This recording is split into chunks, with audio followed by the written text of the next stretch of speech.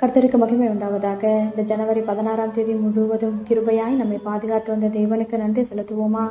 கிருபையும் மகிமையும் நிறைந்த எங்கள் பரிசுத்தமுள்ள நல்ல தகப்பனே, ஸ்தோத்தரிக்கிறோம், துதிக்கிறோம் ராஜா. இந்த இரவு நேரத்திலும் உண்மை நோக்கி பார்க்கக்கூடிய கிருபை கொடுத்ததற்காக நன்றி தகப்பனே.